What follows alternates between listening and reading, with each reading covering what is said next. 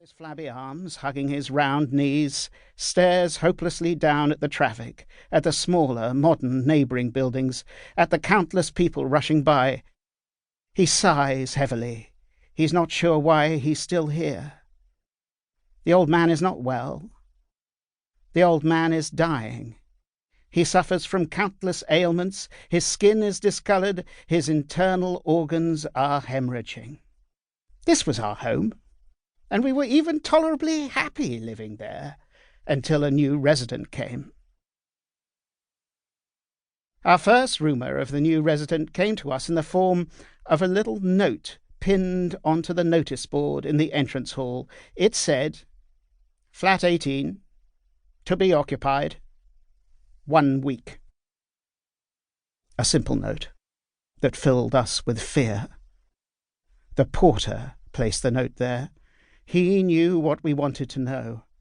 We wanted to know who it was who wanted to occupy flat 18. He placed the note there because he knew it would upset us. He could merely have kept quiet, and a week later would have been stunned to hear somebody busy about the living business in flat 18, unannounced. But he warned us. Knowing how it would upset us, his only motive was to upset us. He knew that we would all separately be spending the week worrying over the mysterious person who was to occupy flat 18, and that he alone would keep the secret because no one ever spoke to him. The porter would not open his mouth, except to hiss. The porter hissed at us if we came too near to him. That hiss meant, "Go away." And we did. It was not pleasant to come too close to the porter's hiss. It was not pleasant to come too close to the porter. So even if we were to have inquired about the new resident, the reply would have been a hiss. "Go away." We had to wait. And more than anything else, we hated waiting. Suspense was bad for our unfit hearts. We were left to imagine the future occupant of flat 18 for a whole week. And for a whole week we were terrified. We slept short nights. We would find each other examining flat 18 as if by simply being in that specific section of the building which filled us with disquiet, we would immediately understand what sort of person it was that was soon to occupy it.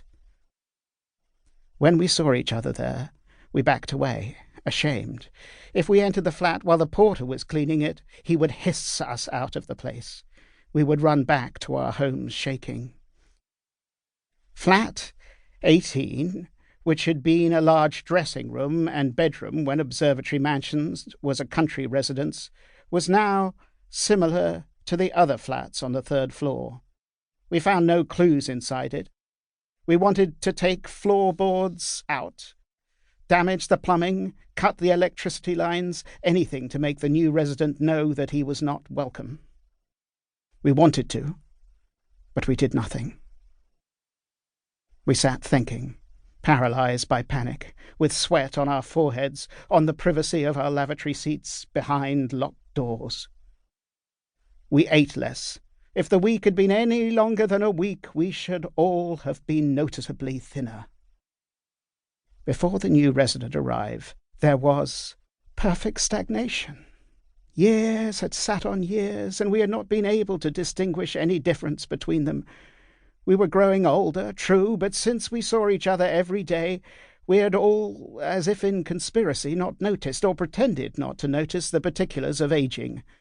Our home was a different matter. It is probable that many of us were keenly aware of our home's slow but gradual disintegration.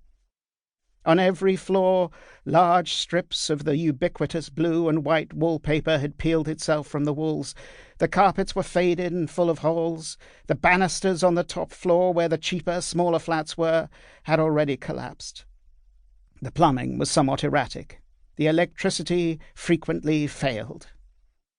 We who lived in Observatory Mansions were a small and peculiar group of people. Group is perhaps the wrong word, since it was only because we lived in the same building that we could in any way be thought of as belonging to one another.